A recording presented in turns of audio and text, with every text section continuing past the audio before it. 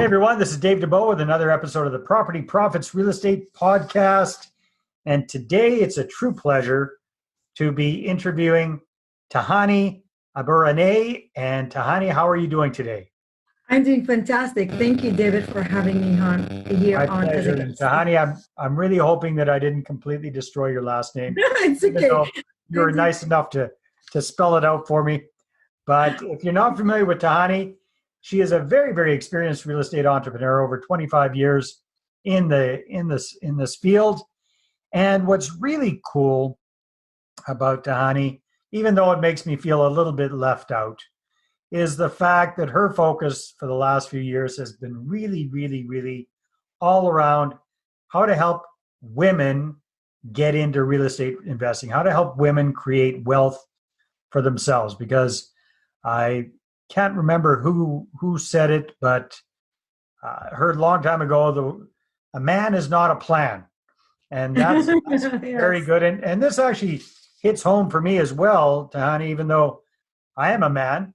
My mother, as a single mom raising Oh, me in the 70s and the 80s, got into real estate investing, even though she was working full time in the school district. She built up a portfolio of over 50 doors way, way, way back then, when there weren't that many books, when there weren't very many gurus going around teaching and training and all that kind of stuff. So uh, I think it's wonderful what you're doing and getting more women into this space. So thank you for that.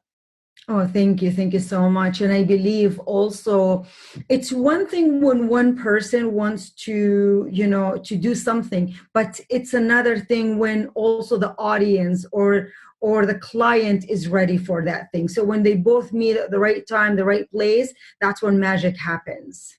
Exactly. So Tani, why don't we start with the beginning in mind, and why don't you tell us a little bit about how you got into the whole real estate space in the first place? How did that come about? Oh, that I've been a licensed realtor because somebody said to me, Tahani would be so amazing at real estate. And I just got my license, not knowing what the heck to expect. And I've never bought or sold a property until I would say probably 6 or close to 7 years into the business. I go through a divorce and with 2 kids and nothing really, no money, starting from scratch to going out, becoming really focused, trying to create just business as a realtor. And that's when I stumbled upon an investor. And this investor told me what he wants. And it's a flip, actually, which I went out to get it, to get him that property. 3.5 months later, we sell it. He makes 48,000, and that's when the light bulb went on. Like, whoa, what is this? I love this. I want more of these investors, and that's when I became obsessed at learning everything I could about real estate investing, and that's where look at where I am right now in life. Excellent. So you started off as a realtor, then did you get into flipping, or did you get into some sort of other real estate So, strategy? yeah, good question. So I started as a realtor helping real estate investors, and then all of a sudden, just because you're in it and you see how amazing it is, all of a sudden I became a real estate investor. So my first few deals is that I was selling a development for a builder, which actually had 5 builders on the same site, but started with this one builder. And in 3.5 months, I sold close to 48 houses. Wow. And yeah, and then I started actually from my commissions. I start telling the builder, can I just save up some of my commissions and put it towards a property? So one property became a 2, a 3, a 4, a 9, and it just kept on going. Yes, until I became to a point where I'm like, that's too many properties. Now I want to try something different. And that's when I went into real estate development.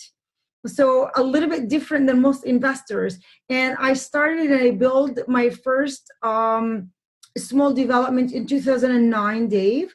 And I went for 6 townhouses. So I got my Terry on and I did the whole thing and I built 6 townhouses. And then it just kind of, went from there as well. Nice. What do you focus on primarily these days, Ty? These days, I focus mostly on adding a second suite houses where I buy, I fix them, not a flip, but we add second suites, and then we just kind of rent them, and sometimes the odd times, I might flip, but we just kind of like that's my strategy. But more like the Burr strategy then. Yes, Yeah. refinance. Yes, correct. Exactly. Well, that makes sense. And what's the primary market that you're focusing on these days? Cambridge, Kitchener-Waterloo. I've never changed this area ever. And yes, this is where I've been all of my life, and I will stay here for the rest of my life. Yes. Area, that's for sure. So, Tahani, tell me a little bit about how this whole focusing on getting other women into real estate investing came to be, and what's it all about? And FIRE movement. What does that stand for? Yeah. FIRE movement. That's what it is. It's females in real estate. Just about 2 years ago in 2018, I said I want to just get a get together for women where I teach whoever wants to learn. They can come in, and I am willing to help them learn and teach them. All of a sudden, and I wasn't sure even if I could get 10 women, 10, 20, 30, 40. I had a room that only could house 100. I had 100 women. The room was full. I had a lineup of women, standing outside that want to get in, and we couldn't get more than 109 women in that room. Fast forward to 2019, it was a huge success. It was unbelievable. Honestly, I went home that day because I live about an hour away from Toronto, and I had this event in Toronto. I was crying all the way for a whole hour just by being grateful, the grateful cry that, all the hardship as a woman, as a single mom, like you mentioned with your mother, with 2 kids, and as someone even culturally was never believed to be able to make it or even can provide for herself, because mentally we're programmed that we need to rely on a man, to getting to where I am right now and passing all this information onto other women to learn from and flourish to was just like, wow, it was just the best feeling ever. So, and then the next year, 2019, we were like wondering if maybe we will have another 100 women, maybe we won't, we don't know.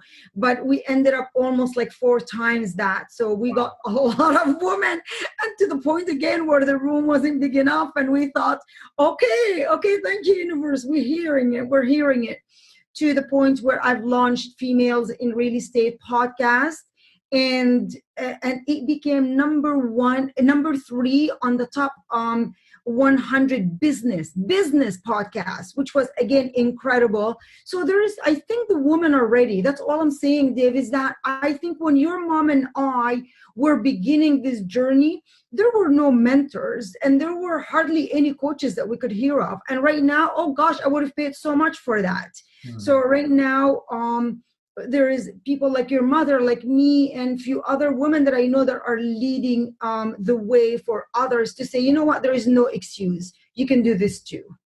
Oh, that's beautiful. Yeah. And you bring home a really good point, Tahani, that, not only do you have the challenges, normal challenges just associated with a woman getting into real estate investing, but yeah, coming from your culture, where again, I can't speak directly to this, but I have worked with a few ladies from that kind of background, and it is an even bigger hurdle to get across that whole cultural divide as well. So double hats off to you for thank you, Dave. That. Thank you. And I mean, I also was born in a refugee camp, so I didn't know much about money or how to handle large amounts of money, let alone going through the divorce with no money and then becoming millionaire, actually multimillionaire, to right now I found out that top 5% in Canada. Like, holy moly, this is like absolutely incredible. Sometimes it just like pinch me, but all of it's just It all really stems from the belief that if you can help more people, that people will push you and will lift you up as well. And that's what happened to me. Is like I just wanted to help my clients, and the more I helped, the more I got helped. And now I have all this information that I want to pass it on to others. So I see a darn good-looking book behind you there, Tahani. What's that?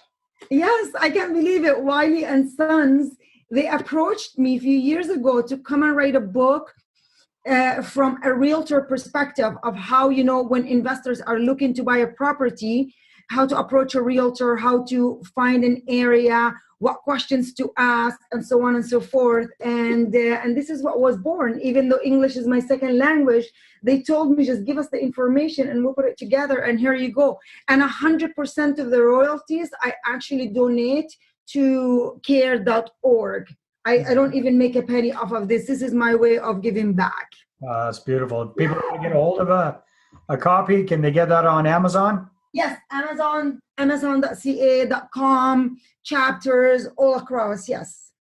All right.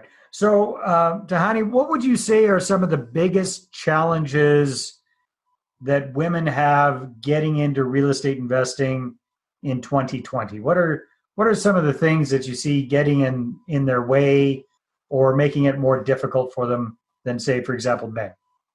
Honestly, it's right here in between their heads, because it truly is them believing. If you believe that this is something that you really, really want, you'll find a way to make it work.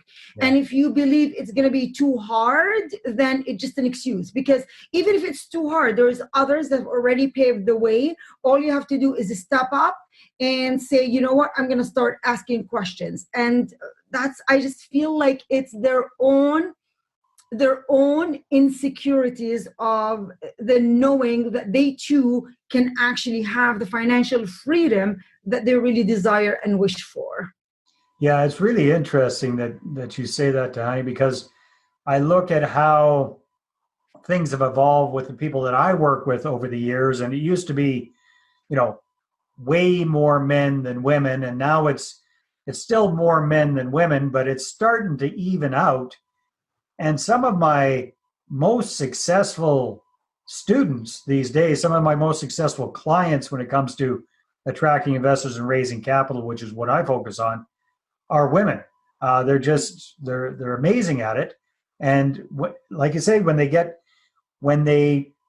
get that self-belief going, literally there's nothing that can stop them. like I think women in a lot of ways can be a lot more successful than guys once they get that belief going, right? They seem to be more persistent. They seem to be able to just work with teams better than we can. There's so many skill sets that women bring to the table that, and I can't speak for all guys, but that I suck at, that's for sure. So yeah, it's really, really good to see. So no, that's wonderful.